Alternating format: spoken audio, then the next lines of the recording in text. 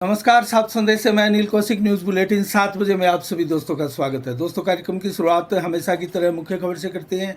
आज भी हम बात करेंगे भादरा आसपास की तमाम खबरों की, तो बात करेंगे। इसी के साथ दोस्तों राजनीतिक घटनाक्रम पर भी हम विस्तार से चर्चा करने वाले हैं। नेताओं के जनसंपर्क अभियान की खबरें भी आपको बताने वाले हैं। इसके अलावा देश दुनिया प्रदेश की आदि सभी खबरें आपको, मौसम का मिजाज, आज क्या खास दिवस है और मंडियों के भाव सहित तमाम खबरें दिखाते हैं। आज भी दिखाएंगे। और दोस्तों शुरुआत करते हैं रामगढ़ में जो लगातार धरना प्रदर्शन 4-5 दिनों से जारी है, वो अनवरत अभी भी पानी की समस्या को लेकर धरना जारी है। मोगों के दुरुस्तीकरण की मांग हो। अमर सिंह ब्रांच तले आने वाले नौर भादरा के तमाम संघर्ष समिति के किसान दोस्तों यहाँ धरने पर बैठे हैं, तो ये धरना भी लगातार अनवरत रूप से जारी है। इसके अलावा 3 जुलाई को परसों गुरु पूर्णिमा पर सोमवार को अनेकों कार्यक्रम आयोजित किए जाएंगे। और परबल जी महाराज की कुटिया परिसर, जिसको संस्कृत महाविद्यालय भी हम कहते हैं दोस्तों, वहाँ सिद्धेश्वर महादेव मंदिर में 3 तारीख को प्रातः 6:15 पर 6:15 बजे रुद्राभिषेक कार्यक्रम होगा। और 9 बजे लगभग गुरुपाद पूजन का कार्यक्रम होगा। अनेकों कार्यक्रम और भी होंगे। और पूरे श्रावण मास में, सभी श्रावण मास के दिनों में रुद्राभिषेक कार्यक्रम अनवरत पूर्व की भांति जारी रहेगा।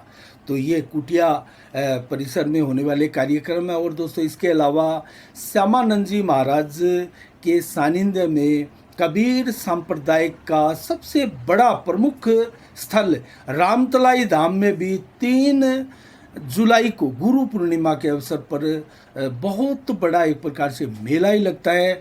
और गुरु के सानिध्य में बड़ी संख्या में, हजारों की संख्या में लोग पहुंचते हैं। पूजन होगा, सत्संग होगा और विशाल भंडारा भी आयोजित किया जाएगा। तो कुल मिला के यहाँ भी बड़ा कार्यक्रम होने वाला है। इसके अलावा दोस्तों भादरा में आज मेरा बूथ सबसे मजबूत कार्यक्रम के तहत विस्तारक पाल सिंह द्वारा भारतीय जनता पार्टी के कार्यकर्ताओं की मीटिंग ली गई। बूथों पर कौन कार्यकर्ता कितना कार्य कर रहे हैं, सभी 130 बूथों पर जो है समीक्षा बैठक की गई। और कौन किस प्रकार कार्य कर रहा है, नए दिशा निर्देश जिस प्रकार से मोदी सरकार ने हर बूथ को मजबूत करने का एक कार्यक्रम जारी किया हुआ है। और निचले स्तर पर कार्यकर्ताओं तक दोस्तों बीजेपी एकदम चाक चौबंद व्यवस्थाएं रखती है। और यही कारण है कि बीजेपी चुनाव में लगभग अन्य पार्टियों से कहीं अधिक सफलताएं अर्जित करती है। इसके अलावा दोस्तों बात करें राजस्थान की, हम बात करते हैं दोस्तों। 19 जिले बनाए थे अशोक गहलोत ने। लगभग 11-12 जिलों में नियुक्तियां, तैनाती और इम्प्लीमेंट करने का कार्य तेजी के साथ जारी है। लेकिन अभी भी 7-8 जिले सिरदर्द बने हैं अशोक गहलोत के लिए। और सिर दर्द की बात आई तो पांव दर्द तो हो चुका है। 2-3 दिन पहले वो फिसल गए थे, पांव में फ्रैक्चर आया और अपने निवास स्थान से ही राजस्थान सरकार की सभी कार्रवाई वो देख रहे हैं। तो कुल मिला के देखा जाए तो नए 14 और शहरों को जिला बनाने की मांग तेजी से चल रही है। और दोस्तों उनकी तैयारियां भी चल रही है। तो अशोक गहलोत एक बहुत बड़ा दाव और भी खेल सकते हैं, बड़े राजनीतिक खिलाड़ी माने जाते हैं दोस्तों। तो उसी दौरान अगर 14 जिले और बना दिए तो जिलों की संख्या लगभग 50 से बढ़कर 64 तक हो सकती है। और 10 से बढ़कर 13 तक संभाग की संख्या भी की जा सकती है। तो कुल मिला के ये तैयारियां चल रही है। इसमें किसका नंबर आ सकता है, क्या नौर का और सुजानगढ़ का, सूरतगढ़ का नंबर आ सकता है दोस्तों? अभी जो सूची चर्चाओं के रूप में चल रही है उनमें इन नए जिलों का नाम नहीं है दोस्तों। नौर का भी नाम नहीं है। नौर की मांग लगातार चल रही है, पुरानी हो चुकी है। सुजानगढ़ में भी आपने देखा होगा, चारों रास्ते रोक दिए थे सुजानगढ़ को जाने वाले, सालासर को जाने वाले। और ज़बरदस्त धरना प्रदर्शन और आंदोलन के रूप में देखा गया था। इसी प्रकार से सूरतगढ़ में भी देखा गया। लेकिन जिन जिलों की संभावनाएं ज़्यादा बताई जा रही है उनके नाम मैं आपको बता दूं। मालपुरा का नाम सबसे पहले आ रहा है दोस्तों। दोस्तों। मालपुरा को जिला बनाया जा सकता है, अभी और घोषणा होगी उसमें। और इसके अलावा सांबर फुलेरा, क्योंकि दुद्दू में पहले शामिल करने की बात थी सांबर फुलेरा को, लेकिन नहीं किया गया। इसको ज़बरदस्त मांग चल रही है वहाँ पर, सांबर फुलेरा को नया जिला बनाया जा सकता है, इसकी भी तैयारियां चल रही है। और भिवाड़ी को नया जिला बनाया जा सकता है, इसकी मांग भी लंबे समय से चल रही है। भीनमाल और निम्बाहेड़ा को भी नया जिला बनाया जा सकता है। लेकिन अफसोस की बात है हमारा पड़ोसी कस्बा नौर, ज़बरदस्त मांग चल रही है और ज़बरदस्त तैयारियां चल रही है जिले की मांग को लेकर, लेकिन नौहर का नाम दिखाई नहीं दे रहा, सुजानगढ़ का नाम दिखाई नहीं दे रहा, सूरतगढ़ का नाम दिखाई नहीं दे रहा। तो कहीं ना कहीं गले की फांस बनी हुई है अशोक गहलोत के ये नए जिलों की घोषणा भी, क्योंकि लगभग रामलू बाया कमेटी की हम बात करें तो 60 से कहीं अधिक एप्लीकेशन जिलों को लेकर आई थी, लेकिन बने कितने 19, और अब बनाने की तैयारी कितनों की चल रही है 14 की। तो 19-14 अगर देखें तो लगभग 64 जिले ये हो जाते हैं। अगर इतने ज़िले बनाए जा रहे हैं उसके बावजूद भी विरोध होगा तो दोस्तों कहाँ उसका फ़ायदा मिलने वाला है, क्योंकि जो ज़िले नहीं बनाए जाएंगे वहाँ विरोध मुखर होगा और उस विरोध का सामना सरकार को करना पड़ेगा। तो सरकार अपने ही बनाए हुए एक प्रकार से बिछाए हुए जाल में अब फंसती हुई नज़र आ रही है दोस्तों। इसके ऊपर हमारी भी नज़रें लगातार बनी रहेगी। इसके अलावा बात करें दोस्तों स्थानीय स्तर पर राजनीति की भी हम बात करेंगे और नेताओं के जनसंपर्क की भी बात करेंगे, लेकिन उससे पहले बात करते हैं अन्य खबरों की। तो अंतर्राष्ट्रीय सिंधी समाज संगठन में हनुमानगढ़ जिले में कई नियुक्तियां दी है, जिसमें भादरा क्षेत्र के सिंधी समाज के कई लोगों को शामिल किया गया है दोस्तों। जिलाध्यक्ष राजकुमार नानकानी द्वारा प्रदेश की अनुशंसा दोस्तों विभिन्न नेताओं की अनुशंसा पर भादरा में जिला सचिव बनाए गए विशाल मोनानी को जिला सचिव का पद पर नियुक्ति की गई है और भादरा तहसील अध्यक्ष के पद पर मोनू माखीजा को नियुक्त किया गया है। इसके अलावा भादरा तहसील उपाध्यक्ष के पद पर पंकज जोतवानी को और सचिव पद पर ललित उर्फ मोनू लालवानी को, जबकि उप सचिव के पद पर नवीन जसवाणी को नियुक्तियां दी गई है। इसके अलावा भादरा के मुखी पंचायत के सिंधी पंचायत के जयराम दास मखीजा हो या फिर धर्मशाला कमेटी के अध्यक्ष गुलाब मोनानी हो, इन्होंने सभी ने खुशी व्यक्त की है और सभी नव नियुक्त पदाधिकारियों को बधाइयाँ दी है। तो कुल मिला के सिंधी समाज में भी नियुक्तियाँ और आजकल पद लेकर एक प्रकार से कई कार्यक्रम सिंधी समाज में लगातार अनवरत आजकल होते चले जा रहे हैं। आपने देखा होगा हेमू कलानी का चौक बना था बिजली विभाग के पास में, जो भादरा जो अंडरपास से आगे चलकर नौर की तरफ रास्ता चलता है और एक नहर के पैरेलल सावा बाईपास में जो रास्ता मिलता है दोस्तों, बिजली विभाग के कॉर्नर के पास जो एक रोड हाथीपुरा चली जाती है, वहाँ उस पॉइंट पर हेमू कलानी शहीद हेमू कलानी का चौक बनाया था। पिछले दिनों हमने आपको उसकी कवरेज भी दिखाई थी। सिंधी समाज के जिला अध्यक्ष भी यहाँ पहुँचे थे, बड़ी बड़ी शख्सियतें सिंधी समाज की यहाँ पहुँची थी। तो कुल मिला के सिंधी समाज अब एक्टिव है अपने समाज का उत्थान करने के लिए और कुरीतियों को समाप्त करने के लिए युवा आगे आ रहे हैं दोस्तों, ये अच्छी बात है। सभी समाज में इस प्रकार से युवाओं को आगे आना चाहिए। इसके अलावा दोस्तों अब हम बात करेंगे राजनीतिक विषय पर। तो राजनीतिक विषय से पहले बात करने से पहले एक खबर और मैं आपको बता देता हूँ। बसपा की तरफ से भी एक बड़ी खबर आ रही है दोस्तों। भादरा क्षेत्र में 4 जुलाई को बसपा का एक कार्यकर्ता सम्मेलन होगा, जिसमें बसपा के प्रदेश अध्यक्ष भवानी सिंह बाबा यहाँ पहुंचेंगे, कार्यकर्ताओं को संबोधित करेंगे। इसके अलावा भगवान सिंह बाबा के अलावा प्रदेश प्रभारी प्रेम बारूपाल भी यहाँ पहुँचेंगे और इसके अलावा प्रदेश महासचिव भोला सिंह बाजीगर भी भादरा पहुँचने की पूरी संभावना है। और इसको लेकर स्थानीय बसपा इकाई द्वारा व्यापक स्तर पर प्रचार प्रसार किया जा रहा है। अपील की जा रही है कार्यकर्ताओं से कि 4 जुलाई को बसपा कार्यकर्ता सम्मेलन में ज़्यादा से ज़्यादा संख्या में जो है बसपा कार्यकर्ता पहुँचे। तो 11 बजे अंबेडकर भवन भादरा में ये कार्यकर्ता सम्मेलन आयोजित किया जाएगा। इसके अलावा दोस्तों बात करते हैं अब नेताओं के जन संपर्क अभियान की। संजीव बेनीवाल से शुरुआत करते हैं दोस्तों। सर्वाधिक सक्रिय रहने वाले बड़े नेता संजीव बेनीवाल हैं। आज न्यांगड़ पंचायत में वो डोर टू डोर जनसंपर्क अभियान में लगे हैं और सुबह ही निकल जाते हैं दोस्तों अपने जनसंपर्क अभियान में। और न्यांगड़ पंचायत के तहत डूंगरवास, जिसको करथाना भी कहते हैं, रतनपुरा हो, शेरपुरा हो, इन चारों के चारों गांवों में न्यांगड़ सहित वो जनसंपर्क अभियान चलाए हुए हैं। जब हम आपको खबर बता रहे हैं तब तक उस पंचायत से वो निकल कर अपने गांव नहीं लौटे हैं। तो सुबह से लेकर शाम तक एक पंचायत के सभी गांव, सभी मोहल्ले, सभी वार्डों में जो है संजीव बेनीवाल अपना सघन जो जनसंपर्क अभियान है वो चलाए हुए है। और कल भी सौवाड़ा बांबलवास पंचायत में सौवाड़ा पंचायत में अपना अभियान चलाया था। एक पंचायत रोजाना निकाल रहे हैं, उसके बाद में पुनः फिर इन पंचायतों का दौरा करेंगे। और एक हमारे पास सूत्रों से मिली जानकारी की अगर मैं बात कहूँ तो निकट भविष्य में जैसे ही ये श्रृंखला पूरी होती है पंचायतों के जनसंपर्क अभियान की, उसके बाद में एक बहुत बड़ी सभा का आयोजन भी किया जाएगा। क्षेत्र में बहुत बड़ी सभा होगी जिसमें संभवतः हो सकता है वसुंधरा राजे सिंधिया उसमें शिरकत करे। तो भादरा में एक बहुत बड़ी सभा भी, उसकी तैयारियां भी संभवतः इस श्रृंखला के बाद में बीजेपी की तरफ से की जाएगी।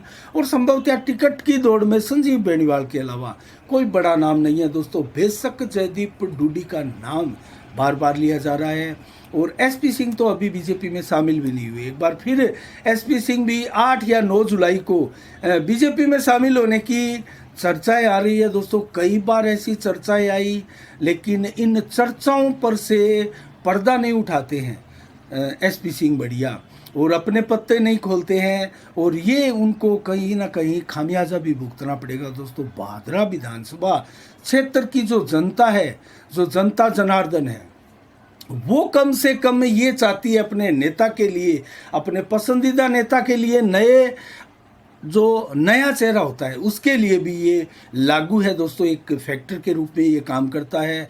कम से कम साल, 1.5 साल, 2 साल पहले उस नेता को भादरा की जनता के सामने आकर पत्ते खोलकर अपना चुनावी अभियान जनता के सामने रखना होता है और वोट मांगने होते हैं।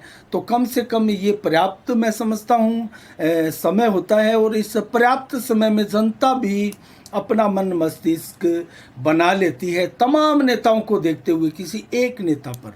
तो यहाँ एसपी सिंह बढ़िया मार खाते जा रहे हैं। एक प्रकार से मैं बात करूँ भादरा राजनीतिक घरानों की, तो कल भी हम रविवार को दोस्तों एक लालचंद डूडी परिवार की समीक्षा करेंगे। जो समीक्षा राजनीतिक परिवारों की कड़ी है उसको हम आगे बढ़ाएंगे। लेकिन मैं बात कर रहा हूँ दोस्तों एसपी सिंह बढ़िया की, तो चाहे ज्ञान सिंह चौधरी का परिवार आप देखिए, प्रताप सिंह हर बार चुनाव लड़ने की कवायद होती थी और उसके बाद में उनकी सुलह होती थी, और उसके बाद में वो सिस्टम जो है जैसे भी है चुनाव होता था। लेकिन अगर बात करें जयदीप डूडी परिवार की, तो यहाँ भी पीपी सिंह डूडी ने, आपको याद होगा 2003 में पर्चा भरा था, चुनाव लड़े थे अपनी ही भाभी के सामने, जो कि बिमला डूडी को बीजेपी की टिकट मिली थी, और यहाँ से पीपी सिंह डूडी ने 14,000 वोट भी लिए थे। बेशक बिमला डूडी को यहाँ 33,000 वोट मिले थे, डॉक्टर सुरेश चौधरी को 37,000 से अधिक वोट मिले थे और वो विधायक बने थे। तो परिवारों की फूट की मैं बात कर रहा हूँ दोस्तों। संजीव बेनीवाल परिवार की बात करें तो भीम सिंह बेनीवाल हो, शेर सिंह बेनीवाल हो, इसी परिवार से बिलोंग करते हैं, लेकिन वो कांग्रेसी है और अपनी डफली अलग अलग राग और डफली जो है बजाते हुए ये नेतागण दिखाई देते हैं। चाहे राजनीतिक परिवार हो, मैंने आपको ज्ञान सिंह चौधरी के परिवार के बारे में बताया, जयदीप डूडी के परिवार के बारे में बताया, संजीव बेनीवाल के परिवार के बारे में बताया। सभी परिवारों में दोस्तों कहीं ना कहीं फूट होती है और आपस में भाई बंधु जो है वो किसी दूसरी पार्टी से या कहीं दूसरी जगह या फिर अलग गुट बनाकर जो है विरोध प्रदर्शन करते रहे और अपना पर्चा भी दाखिल करते रहे, राजनीति में अपनी किस्मत भी आजमाते रहे हैं। यही बात हम बढ़िया परिवार की कर रहे हैं दोस्तों। यहाँ डॉक्टर सुरेश चौधरी 2093 में उनको पहली बार कांग्रेस की टिकट मिली थी, 22,000 वोट उनको मिले थे। फिर 98 में वो कांग्रेस की टिकट उनकी काट कर संजीव बेनीवाल को दे दी गई, वो विधायक भी बने थे। उसके बाद में 2003 में निर्दलीय चुनाव लड़े थे डॉक्टर सुरेश चौधरी और विधायक बन गए। फिर एक बार 37,000 वोट लिए सुरेश चौधरी ने, क्योंकि 2013 में भी पिछले चुनाव में भी, माफ़ कीजिएगा, 37,000 वोट लिए थे, तो 3 में भी 37,000 वोट लेकर वो विधायक बने थे।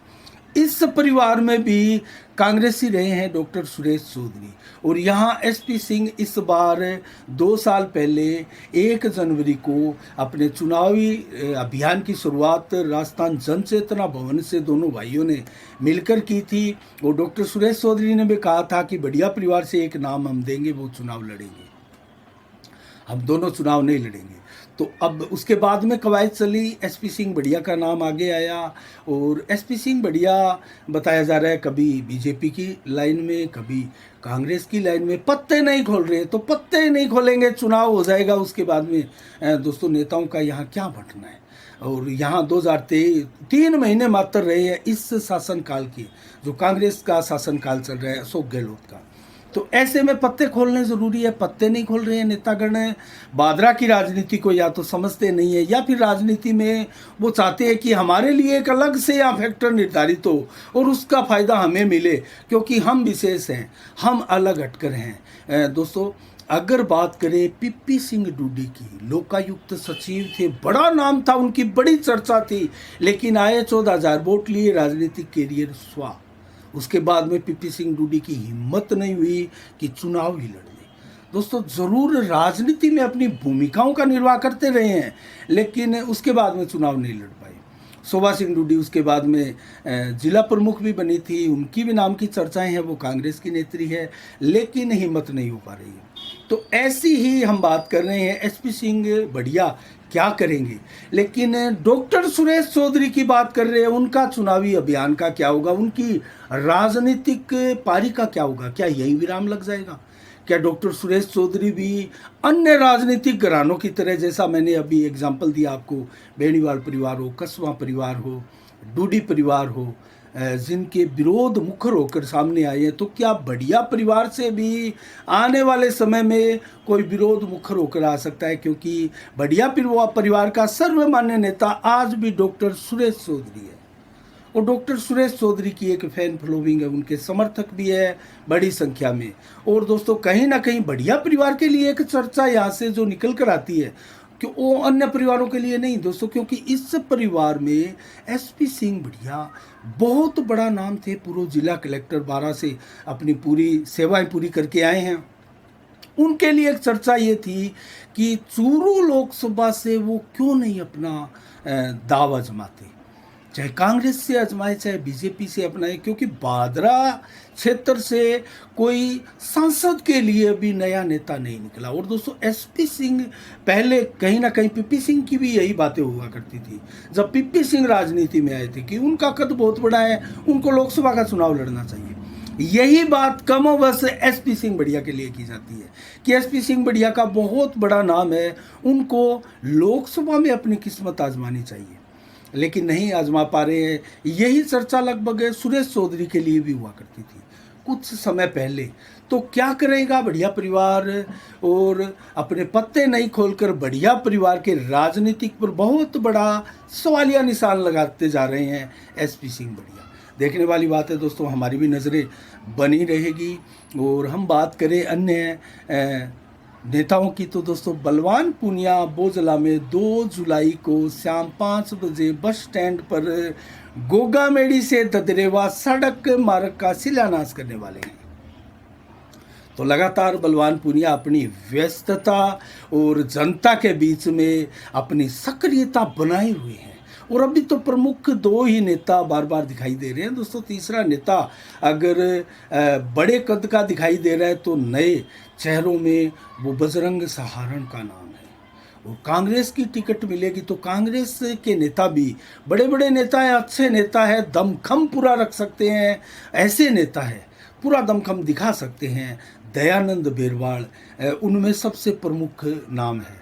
और सुखदेव सिंह शेखावत का नाम भी आ रहा है दोस्तों। सट्टा मार्केट की भी आगे चर्चा करेंगे आगे के एपिसोडों में कि सट्टा मार्केट क्या चाहता है, क्या यहाँ सोच रहा है और किस प्रकार किस नेता को वरीयता दे रहा है।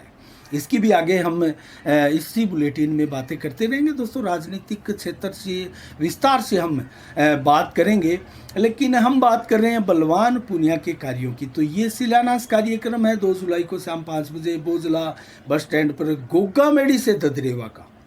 तो ये सड़क का शिलान्यास हो रहा है। पीडब्ल्यूडी मंत्री भजन लाल जाटव इसका जो है उद्घाटन करने वाले हैं। एक प्रकार से हो सकता है वर्चुअल इसका उद्घाटन हो या फिर वो यहाँ शिरकत करेंगे, ये देखने वाली बात है। 2 जुलाई को ये कार्यक्रम होगा। और दोस्तों मैं बात करूं अगर सड़क के कार्यक्रमों की, क्योंकि धड़ाधड़ सड़क के कार्यक्रमों का शिलान्यास बलवान पूनिया करते जा रहे हैं। आपको याद होगा छानी से बिरान सड़क पिछली बरसात में किस प्रकार टूटकर बिखर चुकी है। अब भी बनी है, नवनिर्मित सड़क है। क्या ऐसा निर्माण कार्य चल रहा है दोस्तों? अनेकों सड़कें टूट चुकी है बलवान पूनिया के कार्यकाल में जो अभी बनी है, और हमने इसके समाचार भी दिखाए हैं। तो क्या क्वालिटी जो है इस प्रकार घटिया रखी जाएगी सड़कों की? ये एक बहुत बड़ा सवाल है। बलवान पूनिया को इस विषय पर बोलना चाहिए कि सड़कों की क्वालिटी के साथ भी हम समझौता नहीं करेंगे। ये बात बलवान पूनिया को बोलनी चाहिए दोस्तों। बेशक उनके विकास कार्यों की चर्चा होती है, रोजाना किसी न किसी कार्यों के संपन्न होने पर लोकार्पण भी करते हैं और नए कार्य शुरू करने के लिए वो शिलान्यास भी करते हैं। तो क्यों न क्वालिटी पर भी कुछ बोले वो? दोस्तों क्वालिटी बहुत अहम चीज़ है। अगर आपने आज सड़क बनाई है, महीने में बनते बनते अगर वो टूट रही है तो उस सड़क का कहाँ आपको फायदा मिलने वाला है। और अगर शिलान्यास की भी बात कर ली जाए तो दोस्तों हम राजगढ़ बादरा सड़क का जिक्र करना चाहेंगे। आपको याद होगा 24 मई को उसका भी शिलान्यास किया गया था, उसका उद्घाटन किया गया था। जेसीपी के नीचे, टायर के नीचे नारियल फोड़कर इसका शुभारंभ किया था।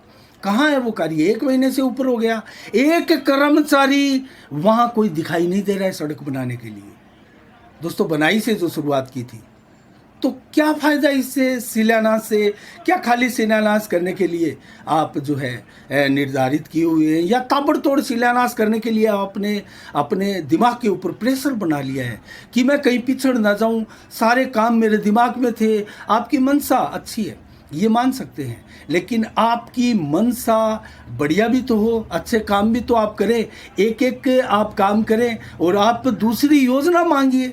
नेता मांगते हैं कि इस योजना में मैं पूरा काम नहीं कर पाया, अगली योजना में मेरी ये योजना है और मैं ये काम करूँगा। जैसे आपने 100 करोड़ बजट के लिए 14 सिंचाई से वंचित गाँव के लिए अब कहना शुरू कर दिया है कि आप ये काम मैं करूँगा, क्योंकि आपने देख लिया कि इस योजना में वो आप शिलान्यास भी नहीं कर पा रहे हैं और वो काम आप शुरू नहीं करवा सकते जो सिंचाई से वंचित गाँव का काम है।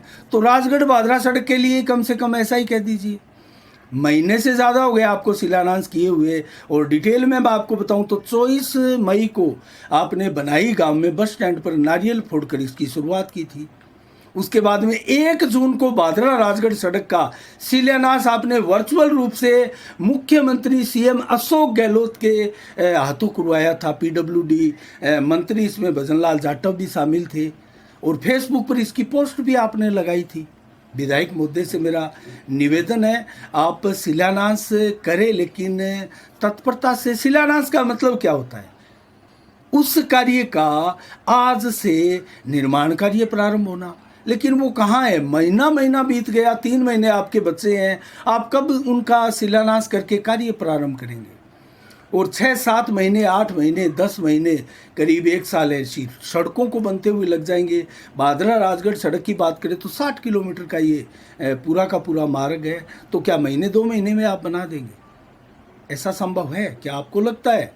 या फिर आनन फानन में जैसी सड़कें आप बना रहे हैं 1 महीने में बनते बनते टूट रही है, वो सड़कें तो आप महीने 2 महीने में बना सकते हैं, इसी कार्यकाल में बना सकते हैं। बेशक अभी तक आपने कार्य प्रारंभ नहीं किया, लेकिन हमारा निवेदन है आप सड़कों की क्वालिटी अच्छी रखें। विकास कार्यों के लिए आप पैमाना जो है वो आप विशुद्ध रूप से अच्छा रखें, ताकि इसका लाभ जनता आपको दे सके। आज के लिए इतना ही दोस्तों। अब बात करते हैं 1 जुलाई को क्या विशेष दिवस है आज। स्टेट बैंक की स्थापना भी 1955 को आज के दिन दोस्तों हुई थी।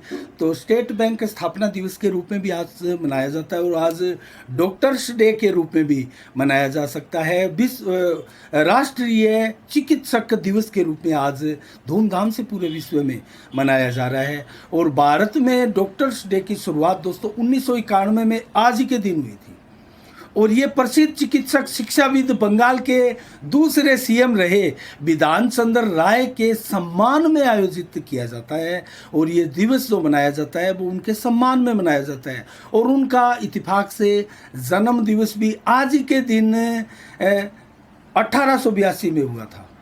तो इसके अलावा दोस्तों बात करें जन्म की तो 1927 को 8वें पीएम रहे चंद्रशेखर सिंह का भी आज ही के दिन जन्म दिवस है। धूमधाम से पूरा देश उनका जन्म दिवस मना रहा है। और 1973 को आज के दिन अखिलेश यादव, उत्तर प्रदेश के अखिलेश यादव सीएम रहे हैं, उनका भी जन्म दिवस है जो कि उनके समर्थक धूमधाम से मना रहे हैं। 1949 को वेंकैया नायडू बीजेपी के नेता है, उनका भी जन्म दिवस आज ही के दिन मनाया जा रहा है। और 1941 को कलराज मिश्र जो कि राजनीतिज्ञ है, उनका भी जन्म दिवस आज के दिन धूमधाम से पूरे देश में मनाया जा रहा है। 1862 को कलकत्ता उच्च न्यायालय का आज के दिन उद्घाटन हुआ था और कार्यकाल प्रारंभ हुआ था। जो उच्चतम न्यायालय है उनका, कलकत्ता उच्चतम न्यायालय का। और आज के दिन 1879 में भारत में पोस्ट कार्ड की शुरुआत भी हुई थी। और इसके अलावा दोस्तों बात करें मनोज न्यांगली राजगढ़ के पूर्व विधायक है, उनका भी जन्मदिवस आज धूमधाम से बसपा कार्यालय में उनके कार्यकर्ताओं ने केक काट कर मनाया। और आज हमारे प्रेस क्लब भादरा के कोषाध्यक्ष नरेंद्र कपिल का जन्मदिवस भी केक काट कर धूमधाम के साथ मनाया गया। इसके अलावा बात करें दोस्तों आज मंडियों के भाव की, सिरसा से शुरुआत करते हैं। नरमा 7042 रुपये, गेहूं के भाव 2180, सरसों के भाव 4850, ग्वार के भाव 5710, मूंग के भाव 6700 रुपये। आदमपुर मंडी में नरमा 200 7058, ग्वार के भाव 5161 माफ कीजिएगा और सरसों के भाव 5018 रुपये प्रति कुंटल। जबकि नौर मंडी में सरसों 5000, ग्वार के भाव 5318, चना के भाव 4815 रुपये, जबकि मूंग के भाव 7100, अरंडी के भाव 5770 रुपये, जौ के भाव 1565 रुपये, गेहूं के भाव 2200 रुपये, जबकि मोट के भाव 6249 रुपये प्रति कुंटल रहे। और आज बताएं मौसम का मिजाज, तो 1 जुलाई को 36 से 39 डिग्री टेम्परेचर रहा। 7 से 11 किलोमीटर की रफ्तार से हवाएं चली।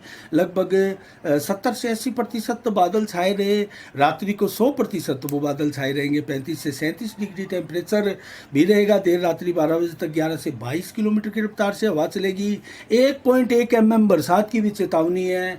नौर आदि रावतसर आदि क्षेत्र में बरसात, आंधी तूफान का दौर चल रहा है और भादरा आसपास भी कई जगह बरसात के समाचार मिल रहे हैं। तो 2 जुलाई को कल कैसा रहेगा मौसम का मिजाज, 30 से 36 डिग्री टेम्परेचर दिन में, 37 से 40 डिग्री टेम्परेचर दोपहर को। तो गर्मी का एहसास होता हुआ दिखाई देगा, लेकिन इसके साथ बरसात भी आएगी। आप विश्वास कीजिएगा 18 से 29 किलोमीटर की रफ्तार से हवा चलेगी। आंधी तूफान और जो मानसून का आगमन है वो हमारे क्षेत्र में पूर्ण रूप से हो चुका है और गर्मी से निजात आपको मिलेगी।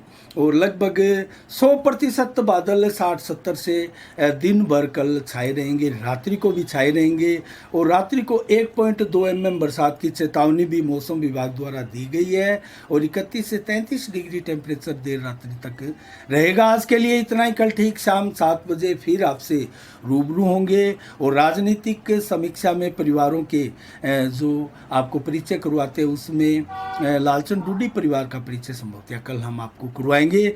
आज के लिए इतना ही। कल ठीक शाम 7 बजे फिर आपसे रूबरू होंगे नई खबरों के साथ, नई समीक्षा के साथ। तब तक के लिए आप अपना बहुत बहुत ख्याल रखिएगा। मुझे दीजिएगा इजाज़त। साफ संदेश से मैं अनिल कौशिक। नमस्कार। जय भारत, जय जय राजस्थान।